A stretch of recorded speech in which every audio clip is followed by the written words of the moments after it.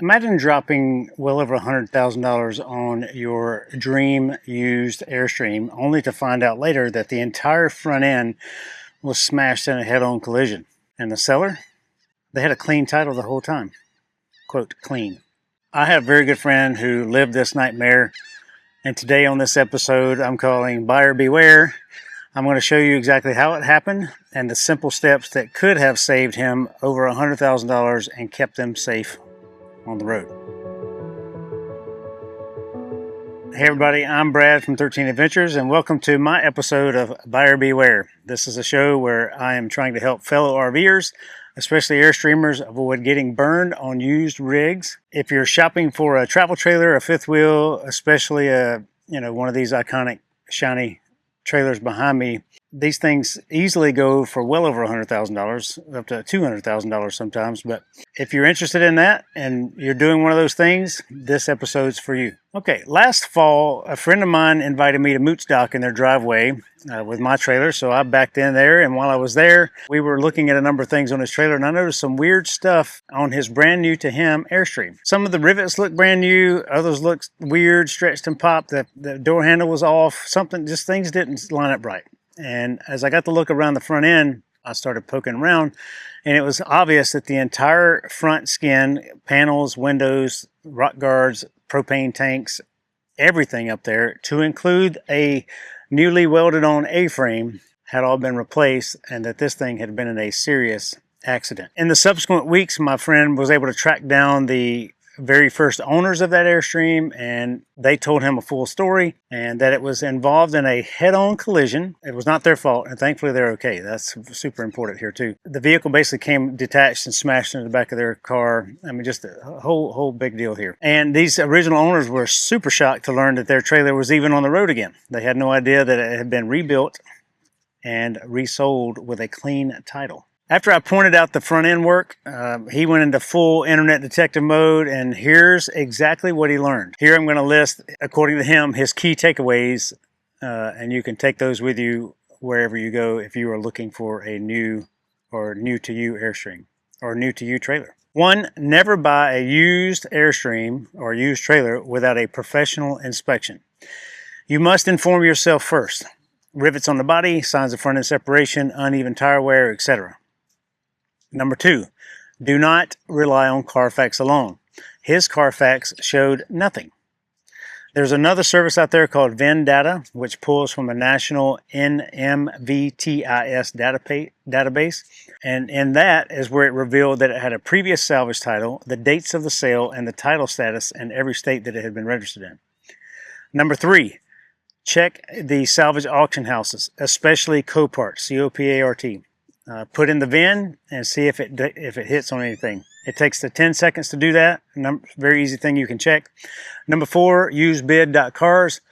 He found the exact auction listing, what the salvage trailer sold for, photos of it when it was wrecked, and every previous title state that it had been in. And number 5 is call the DMV in every state that VIN has ever been titled in. And he said they were shockingly helpful and gave him the full title application history, dates, who, everything else. His bottom line was, and my bottom line is, when you're spending that much money on a used RV, you have to go the extra mile. There are consumer protection laws that exist, but once you own the problem, fixing it can be an absolute nightmare. By the way, my friend actually found the full auction history by doing exactly what I just showed you. He did a simple Google search of the VIN and stumbled onto a site, Bid.cars, and that site still keeps historical records of old auctions and listings and photos, stuff that Copart's own website no longer shows. In fact, if you were to call Copart and ask them about a specific VIN, they won't give you any information at all. So here's the first picture he sent me. This is what the Airstream looked like right after the accident when it was sold at the Copart salvage auction. So here's how to do the VIN research in the right way, step by step, so you don't get burned or own something you don't want to own. 1, run multiple VIN reports. Never trust one alone. Carfax, NMVTIS, VIN Data, or VIN Audit. Go to those big auction sites and type the VIN into them. Copart.com, like I said before. If it's ever been sold as a salvage, you'll likely see it on there instantly. Check Bid.cars. This site pulls old auction listings. You can pull old photos of the wrecked RV, sell prices, and every state the VIN was ever titled in. And you can do this in vehicles also. So it's something I would recommend on a used vehicle as well. But once you know each state, if you call their DMV and you ask for a full title application history, they usually give you everything right over the phone. If you do all those steps, it takes maybe 30 minutes of your life, and it could save you some serious heartache going forward. Now, you may be wondering, and be very furious like I was, and he was, and a bunch of people have been, but how did the dealership sell this very expensive trailer that had been salvaged in other states with a clean title to my buddy? Folks, it's something called title washing, and it is illegal, but it still happens. Dealers or flippers buy wrecked or salvaged RV or car cheap at a salvage auction. They do just enough cosmetic work to make it look decent. Then they ship the vehicle and the title paperwork to a state with weaker branding laws. That state then issues a brand new clean title that doesn't show the salvage history whatsoever. Then it gets sold across state lines as if nothing ever happened. Carfax sometimes misses it because it doesn't pull every state record. The federal NMVTIS database is supposed to catch this, but the timing gaps and state reporting delays can create some loopholes sometimes. So here's exactly how it happened. It was sold in the Pacific Northwest, Oregon or Washington, I can't recall. It was involved in a head-on collision, which totaled the trailer and the tow vehicle. It was sold at a salvage auction in Colorado, then bought by a non-Airstream RV dealership in Minnesota and fixed, and then shipped to my buddy in North Carolina after he bought it. And a quick breakdown of what I understand of the state laws that made this title washing opportunity possible. Oregon has an 80% damage threshold, meaning if the repairs equal or exceed 80% of the retail market value of that vehicle, it's branded total salvage. Washington used the total loss formula, so the repair cost plus the salvage value is greater than or equal to the actual cash value. The insurer decides it's uneconomical to repair, so they total it. Colorado is very strict. If the repair costs exceed the fair market value, it gets a salvage title, and rebuilt vehicles must carry a permanent stamp that says rebuilt from salvage branding after they've completed an inspection. That's in Colorado. The state of Minnesota has had some known loopholes, especially for certain model years and lower value vehicles, but that state has historically allowed salvage history to be minimized or dropped when retitling out-of-state wrecks. So that's a bad thing. And in the state of North Carolina, it uses a 75% threshold and generally honors out-of-state brands, but if the prior state didn't flag it properly, which in this case is exactly what happened, it's easily to slip through the crack. And the result is you think you're buying a safe, full value, very expensive RV when you're actually buying a rebuilt wreck. Why this is dangerous for RV buyers, especially Airstreams. You know, the Airstreams are held together by 1,000 rivets. Structural integrity can be possibly gone. Safety risk to you, your family, and everyone else on the road. Insurance companies will likely deny claims or charge huge premiums if they learn the real history of this vehicle. Your resale value tanks, and you'll never get your money back for whatever you put into it. And legally, good luck suing the dealership after the fact. Here's what Brad says. Your buyer beware checklist, especially if you're looking to buy one of these shiny things that is used, more so from an independent person or non-Airstream dealership. Number one, and I recommend this for everybody, new or used, hire a professional Airstream inspector. I say this because I am one. I've done many inspections throughout the country at dealerships, at independent things, at whatever. And I find problems all the time. On new ones, factory defects or something they didn't screw down right. Most of the time what I find is what the dealership missed during a pre-delivery inspection that they're supposed to do. Or the inspection was non-existent. I find that all the time too. I hear people say, well, my guy did a thing and the guy didn't do a thing, or he didn't look at it right, or he don't know what he's doing. So I say get an inspection. Please get an inspection. And not only someone who's certified, because that means I went to school and I got the certificate, but someone who's qualified, someone who has done many trailers of your brand or your type and knows what they're looking for. They can show you a history of their stuff. Please find that person. It lets your cares go away, kind of thing, when you find that right person who can inspect your trailer. Again, before you buy any trailer, new or used, and this is just my opinion, find a certified or highly experienced inspector before you sign any paperwork owning anything. And if you find someone who is an inspector but maybe not has done many Airstreams, have them check these simple red flags.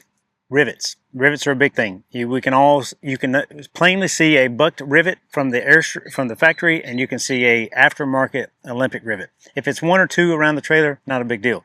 But if it's a whole line of them, and you can specifically see that a panel has been replaced, you got to do some digging. Frame damage. This is something I see quite a bit. The drag bars on the back of your bumper, if those things are bent, like completely bent 90 degrees, which I found at an Airstream dealership on a used trailer, I imagine that thing has been curb off, wheels off the ground, and the bottom, the middle of the trailer sagging. So who knows what kind of frame damage has been done in that instance, where both those things are bent completely, and the aluminum bumper is got scratch marks on it from dragging. So that tells me that probably all four wheels have been off the ground at some point, and that's not a good idea. If there's not much of the frame you can see on an Airstream, but you can see right at the rear bumper, and you can see right at the A-frame, and you can see the J-wrap, so the black part down here at the bottom, that goes all the way around and butts up against it. If any of that's cut weird or looks odd, or you can see that the frame has obviously been welded again, like these are things you need to have them checked. Weird tire wear. So if one tire looks good and the other tire looks worn, or they're worn on the edges, outside, inside, middle, whatever else, those things are really, really odd too. Just have somebody inspect it. Number 2, run multiple VIN reports on all the things I've already mentioned. Number 3, search Copart plus Bid.cars with your VIN number. And if there's anything wrecked out there, you can see the photos of it. And then number 4, call the DMV, like I've said before, and see if it has been, see when the history of the title applications have been. They usually give you that stuff. And then extra pro tip, I guess, would be Google the VIN plus a salvage or auction. Google those two things, and walk away if there's anything that feels off. There are plenty of honest dealerships out there, and plenty of honest people out there trying to just sell you a trailer that they don't use anymore, and that's great. But there are some nefarious people out there. And if you want an Airstream inspection done by me, I'm happy to do so. I'm for hire. I travel around the country and do that. And if I happen to be in your area, I'll happily stop and do an inspection. If you're selling one and you want me to do an inspection and give that to your seller or your buyer, or you're buying one and you want me to do that too, I'm happy to help you out. And if you need someone, I may be able to help you find someone depending on where you are in the country. I have a few friends around the country that I trust, but rvhelp.com, it's a great website. You can find RV technicians on there. You can find RV inspectors on there. And all these people have to have gone through a certification process to be on the website. You can read reviews about them.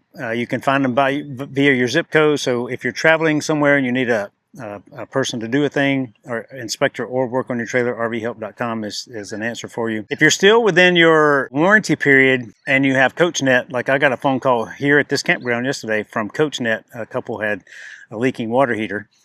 So that when they got here, I was able to help them patch that up, and we're going to get a new water heater installed in a couple days when it gets here. But CoachNet is still an option to help you out. Airstream warranty is, it's kind of a wonky thing depending on what year model you have and what the warranty period is for, and is it a component thing or is it an Airstream thing? Those are different warranty items as well. But rvhelp.com, it's a good resource. Check it out. If you haven't been on there in a number of years, it's gotten way better than it used to be. Just so you're aware, I do like the website, and my name is on there too for various things that I get to do, and it's pretty awesome. So if you are watching this and you think, man, I know I have issues with my rig, and I bought it through some kind of weird thing like I'm describing to you right now, you must document everything. Document with photos of the damage you see, purchase paperwork, VIN reports, and every communication with the seller. Contact that seller or dealership right now in writing, in email, plus a certified mail, and demanding they fix it or buy it back. File your complaints with the DMV, your state DMV,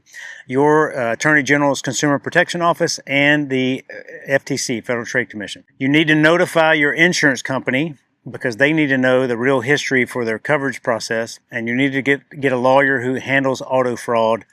And many of these people work on contingencies, so you may have grounds for misrepresentation or fraud. Get that professional inspection anyway, so that you know exactly what you're dealing with structurally for the trailer. You are not alone, and there are consumer protection laws on your side, but act fast. As soon as you know it, you got to start moving. The sooner you move, the better your chances for getting it resolved. And Just today, I received an update straight from them who owns this trailer right now and is on a trip with it. This is the last picture he sent from their current trip. And the silver lining is they have decided to fully embrace that rig and that Airstream. They've had it inspected. They've had many people look at it, and they're going to make the most of it. They're not going to pass their problems on to someone else. And to me, that's good karma. He also wanted to be straight with everyone and say that the sad reality is that once you're in this situation, it is very, very hard, if not impossible, to get any real remediation. Even though title washing is both a federal and state crime, he has had zero luck with the state of Minnesota so far